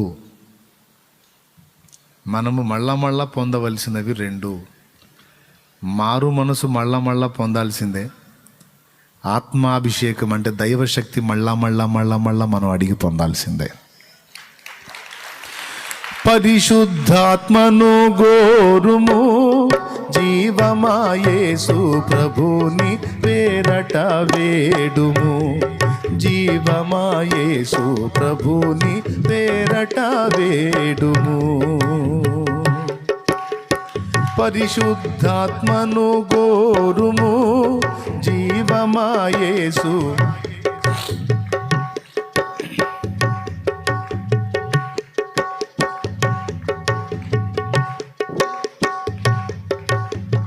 పరిశుద్ధాత్మయే లేనిది వర్షము లేని పైరు చందం వేయది. వర్షము లేని పైరు చందం వేయది. పరిశుద్ధాత్మ లేనిది, వర్షం లేని పైరు లాంటిదే మన ఆత్మీయ జీవితం అని మాట్లాడుతున్నాడు. వర్షం లేని ఆత్మీయ జీవితం ఎండిపోతుంది, వాడిపోతుందా, లేకపోతే బాగా పచ్చగా కళకళలాడుతుందా? మీరు చెప్పండి. వర్షం ఉన్న పైరును చూడండి, పచ్చగా నవనవలాడుతూ ఉంటుంది కదా. వర్షం ఆగిపోయింది, నీళ్లు లేవు, మొక్కలకి వడబడిపోతాయి, వాలిపోతాయి, వాడిపోతాయి. అలానే ఉంటే చివరికి మాడిపోతాయి. పచ్చరంగు కాస్త ఎరుపు రంగుకు తిరిగి తుప్పు వర్ణానికి వచ్చి చివరికి రాలిపోతాయి ఆకులన్నీ. ఇది మనకు అర్థం కాకుండా చేస్తానికి సాతాను వాని దయ్యపు శక్తులు నిరంతరం పోరాడుతూనే ఉంటాయి. ఈ సత్యం మనం పట్టుకోకుండా ఉండటానికి, దీన్ని మనం గ్రహించకుండా ఉండటానికి, అసలు మనకేం జరుగుతుందో మనకు అర్థం కాకుండా చేయటానికి శత్రువు మన మీద బలముగా దాడి ఈ పాయింట్లో చేస్తాడు. దీన్ని అందరూ గుర్తుపట్టాలి. అందుకే లేఖనం ఇన్ని చోట్ల పాత నిబంధనలోను క్రొత్త నిబంధనలోను కూడా ఈ విషయాలను మళ్ళా పునరుద్ఘాటించాడు దేవుడు. స్తోత్రం చెప్తారా? గట్టిగా చెప్పండి. మీకు కూడా మీ ఆత్మీయ స్థితి, నాకు కూడా నా ఆత్మీయ స్థితి అంతే ప్రశ్న, క్వశ్చన్ మార్క్గా ఉంటుంది. ఒకప్పుడున్న తీవ్రత తర్వాత ఉండదు, ఒకప్పుడున్న ఆసక్తి తర్వాత ఉండదు, ఒకప్పుడున్న నీతి నియమాలు, పరిశుద్ధత కొరకైన వాంఛ, ఆత్మల కొరకైన భారం, ప్రార్థన కొరకైన మక్కువ, వాక్యం కొరకైన తృష్ణ, ఏం జరుగుతుందో అర్థం కాదు. మళ్ళీ వెనక్కి తిరిగి చూసుకుంటా, అప్పుడు అలా ఉన్నాను కదా, ఇప్పుడు ఎందుకు ఇలా అయిపోయాను, అప్పుడు అంత తీవ్రత ఉండింది కదా, ఇప్పుడు ఎందుకు ఇలా అయిపోతున్నాను, ఒకప్పుడు ఇంత పొరపాటు నా నుండి జరిగిన దాని విషయం తీవ్రంగా బాధపడే వ్యక్తిని ఇప్పుడు ఎందుకు పెద్ద పెద్ద తప్పులు నా ఉండి జరుగుతున్నా కూడా ఎంత ఫీలింగ్ లేకుండా అయిపోయింది, మొద్దుబారిపోయినట్టు అయిపోయింది. అసలు ఏం జరుగుతుంది నాకు? అసలు నా భక్తి దేవునికి ఇంపైందిగా ఉందా? నేను దేవుని ముందు కరెక్ట్గానే ఉన్నానా? నేను ఆమోదయోగ్యంగానే ఉన్నానా అన్న ప్రశ్న నిజంగా ఆత్మీయులైన వాళ్ళకి, భక్తిపరులైన వాళ్ళకి తరచూ తారస పడతానే ఉంటుంది. దీన్ని ఎంతమంది ఒప్పుకుంటారు? నేను 2 హ్యాండ్స్ ఎత్తి చూపిస్తాను. మీ అందరికీ కూడా ఈ ప్రశ్న ఉంది కదా. దానికి కారణం ఇదే. నూనె లేకపోతే దీపం మారిపోయినట్టు, నీరు లేకపోతే పైరు మాడిపోయినట్టు, పరిశుద్ధాత్మ అభిషేకం లేకపోతే మన భక్తి జీవితం వాడిపోతుంది, మాడిపోతుంది, రాలిపోతుంది. అందుకే భక్తులు ప్రత్యేకంగా చెప్పారు, పరిశుద్ధాత్మను కోరండి, అడగండి అని. లేఖనంలో కూడా చెప్పాడు. లూకాసు వార్త 13:11, 11:13 చూడు. తండ్రి తనను అడుగు వానికి ఎంతో నిశ్చయముగా. 11వ అధ్యాయం 13వ వచనం. పరలోకమందున్న మీ తండ్రి తన్ను అడుగు వారికి పరిశుద్ధాత్మని ఎంతో నిశ్చయముగా అనుగ్రహించునని. అడిగేది ఏందయ్యా? బాప్తిసం పొందినప్పుడే వచ్చాడుగా. బాప్తీసం పొందినప్పుడే వచ్చాడుగా, ఇంకా మళ్ళీ అడిగేది ఏంది? కొంతమంది బోధ ఇదేగా, బాప్తీసం పొందినప్పుడే పరిశుద్ధాత్మను పొందేశాం, ఇంక మళ్ళీ పరిశుద్ధాత్మని పొందటం ఏంటి? అవునా? బాప్తీసం పొందినప్పుడే పరిశుద్ధాత్మను పొందితే మరి మా అపోస్తల కార్యం 8లో సమరయులకు ఫిలిప్పు బాప్తీసం ఇచ్చాడు. వాళ్ళు బాప్తీసం పొందినోళ్లే, కానీ పరిశుద్ధాత్మ వారి మీద దిగి ఉండలేదనే మాట ఎందుకుంది? పరిశుద్ధాత్మ ప్రేరణ లేకుండా, పరిశుద్ధాత్మ స్పర్శ లేకుండా వాళ్ళు బాప్తీసం పొందుతారా? పరిశుద్ధాత్మ ఒప్పించకుండా వాళ్ళు యేసు ప్రభు అని ఒప్పుకుంటారా? వాళ్ళు యేసు ప్రభుని ఒప్పుకున్నారు అంటేనే పరిశుద్ధాత్మ వలన, పరిశుద్ధాత్మ ప్రేరణతోనే వాళ్ళు బాప్తీసం దాకా వచ్చి ఫిలిప్ గారి దగ్గర బాప్తీసం పొందారు.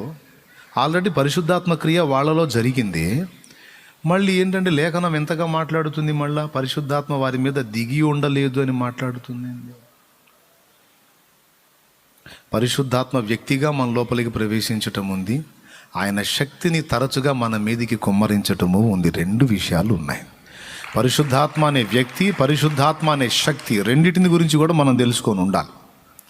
పరిశుద్ధాత్మ వ్యక్తిగా మనతోనే ఉన్నాడు, మనము ఆయన యందు, ఆయన మనలోను ఒకరికొకరు ముద్రితమై ఉన్నాము, ముద్రించబడి ఉన్నాము విమోచన దినం వరకు. ఇది ఎఫెసీ పత్రిక 4 ఇస్తున్న సాక్ష్యం. బైండ్ అయిపోయాం ఆయన, మనం ఆయన బైండ్ అయిపోయేప్పుడు, యేసును అంగీకరించి బాప్తీసం పొందినప్పుడు ఆయన మనతోనే ఉన్నాడు, ఇప్పుడు మనలో ఉన్నాడు. అది యోహాను సువార్త 14:16 చెప్తున్న సాక్ష్యం. లోకము ఆయనను ఎరుగదు గనుక ఆయనను పొందనేరదు, మీరు ఆయన ఎరుగుదురు గనుక ఆయన మీతో కూడా నివసించును, మీలో ఉండును. యోహాను 14:16 చూడు. లోకం ఆయనను చూడదు, ఆయనను ఎరుగదు కనుక ఆయనను పొందనేరదు, మీరు ఆయన ఎరుగుదురు, ఆయన మీతో కూడా నివసించును, మీలో ఉండును. ఇప్పుడు చెప్పండి, మళ్ళీ ఎవరున్నారు? మీకు దండం పెడతాం, నోరు తెరిచి చెప్పండి. మరి ఆ మొక్క ఇందాక చెప్పరే అన్నట్టుంది. ఏది ఇంకోసారి గట్టిగా చెప్పండి. ఎప్పుడు వచ్చాడు మీలోకి? ఎప్పుడు ఆయన మాటకు విధేయత చూపి రక్షణానుభవంలోకి, మారు మనసులోకి రావడానికి ఇష్టపడ్డారో అప్పుడే దేవుని పరిశుద్ధాత్మ మీ లోనికి ప్రవేశించాడు, ఇంట్లోకి వచ్చాడు. అంటే నీ ఒంట్లోకి వచ్చాడు, లోపలికి ఎంటర్ అయిపోయాడు. ఆత్మ మనతోనే ఉన్నాడు, మనం ఆత్మతోనే ఉన్నాము, కానీ ఆయన అభిషేకం కావాలి మనకి. ఆ అభిషేకమును కూడా పరిశుద్ధాత్మ అనే అభివర్ణించింది లేఖనం. అక్కడ మనోళ్ళు కొంతమంది కన్ఫ్యూజ్ అయ్యారన్నమాట. అర్థమైందా? పరిశుద్ధాత్మ అని పిలువబడుతున్న వ్యక్తి ఉన్నాడు, పరిశుద్ధాత్మ అని పిలువబడిన శక్తి ఉంది.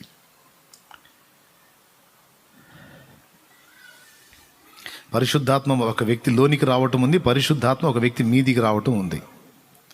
అది అపోస్తల కార్యం 1:8. ఆయనను పరిశుద్ధాత్మ మీ మీదికి వచ్చినప్పుడు మీరు శక్తి నొందెదరు. మీదికి వచ్చినప్పుడు శక్తి నొందుతారు, శక్తివంతులుగా ఉంటారంటే మీదికి రాకపోతే శక్తిహీనులు అయిపోతారు. అంతే. మరి వర్షం పైన పడతా ఉంటే మొక్క శక్తివంతంగా ఉంటుంది. ఒక మొక్క 100 మొక్కలకు తల్లి ఎగునట్లు గింజలను ఉత్పత్తి చేయగలుగుతుంది. లేకపోతే అది బతకటమే కష్టమైపోతుంది.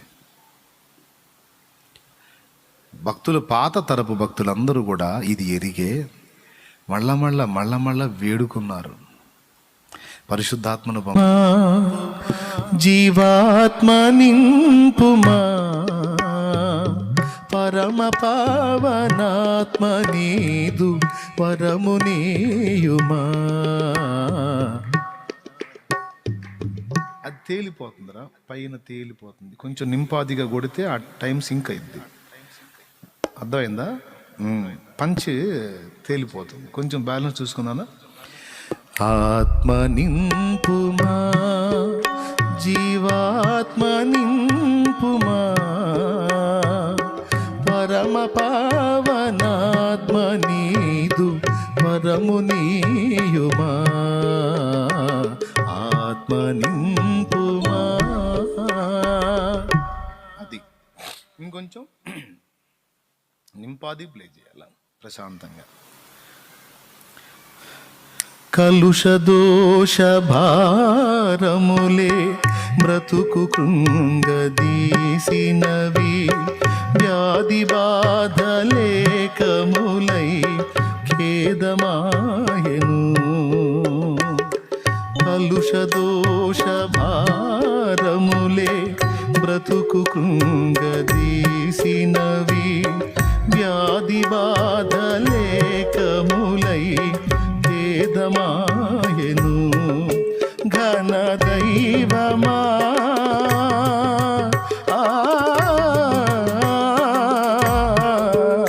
ఘన దైవమా ఇదాపు చేర్చి రాపు చూపుమా, అనుదినము నీదు ఆశ్రయాన సేదదీర్చుమా. ఆత్మ నింపుమా, జీవాత్మ నింపుమా, పరమ పావనాత్మ నీదు వరమునేయుమా. ఆత్మ నింపుమా. స్తోత్రం చెప్తారా గట్టిగా?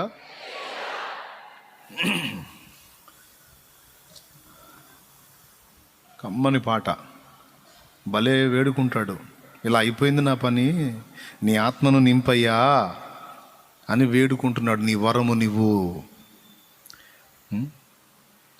ఒక భక్తుడు ఇలా అడిగాడు. ఒక భక్తుడు ఇందాకేమన్నాడు? పరిశుద్ధాత్మను గోరుము అని అడిగాడు. ఇంకో భక్తుడు ఏమన్నాడో తెలుసా? తండ్రిని చూడాలని, తండ్రి చిత్తం చేయాలని నా ఆశయా. తండ్రిని చూడాలని, తండ్రి చిత్తం చేయాలని నా ఆశయా. నాలో తండ్రి చిత్తం చేయుటకు పంపబడిన వాడా, ఇప్పుడే దిగి రమ్మయ్యా. నాలో తండ్రి చిత్తం చేయుటకు పంపబడిన వాడా, ఇప్పుడే దిగి రమ్మయ్యా. నాలో నీవు, నీలో నేను, నాలో నీవు, నీలో నేను కలసి, మనం కలసి కలసి మనం కలసి పరిశుద్ధ ఆత్ముడా, యేసు పంపిన వాడవు నీవేగా. పరిశుద్ధ ఆత్ముడా, సర్వాంతర్యామి సత్య స్వరూప, సర్వాంతర్యామి సత్య స్వరూప, ఇప్పుడే దిగి రమ్మయ్యా, ఇప్పుడే దిగి రమ్మయ్యా. ఆమేన్, ఆమేన్, ఆమేన్, ఆమేన్. పాత నిబంధనలో సాక్ష్యం, నూతన నిబంధనలో కూడా సాక్ష్యం ఉంది. అపోస్తలుల కార్యం 2వ అధ్యాయంలో పెంతెకోస్తు పండుగ నాడు వారందరూ పరిశుద్ధాత్మ చేత నిండిన వారై, ఆ పరిశుద్ధాత్మ వారికి వాక్శక్తి అనుగ్రహించిన కొలది వారు అన్య భాషలలో మాటలాడుచు దేవుని మహిమపరచుచుండిరి. చూడు రిఫరెన్స్, తప్పులేదు. అపోస్తలుల కార్యం 2లో 3వ వచనం నుంచి చదువు. మరియు అగ్నిజ్వాలల వంటి నాలుకలు విభాగింపబడినట్టుగా వారికి కనబడి వారిలో ఒక్కొక్కని మీద వ్రాలగా అందరూ పరిశుద్ధాత్మతో నిండిన వారై, ఆత్మ వారికి వాక్శక్తి అనుగ్రహించిన కొలది అన్య భాషలతో మాట్లాడసాగిరి. అందరూ దేవునితో నిండిన వారై, దేవునితో నిండిన వారై చెప్పండి, గట్టిగా చెప్పాలి. ఒకసారి నిండారుగా, ఒకసారి నిండితే సరిపోదా? మళ్ళీ నిండాలా? చూడు 4వ అధ్యాయం చూడు. 4వ అధ్యాయం 31వ వచనం చదువు. వారు ప్రార్థన చేయగానే వారు కూడి ఉన్న చోటు కంపించేది. అప్పుడు వారందరూ పరిశుద్ధాత్మతో నిండిన వారై. ఎన్నిసార్లు నిండుతారేంది? ఇప్పుడు ఇది ఒకసారి నింపాము, ఒకసారి నింపినాక మళ్ళీ నింపే అవసరం ఉందా? పెద్దగా చెప్పండి. ఒకసారి నింపినా ఇంక మళ్ళీ నింపేది ఎందుకు? ఆల్రెడీ ఫుల్గా ఉంది కదా. ఒకసారి నింపిన తర్వాత మళ్ళీ నింపే అవసరం ఉందా? పెద్దగా చెప్పండి. ఎందుకు లేదు? ఉంది.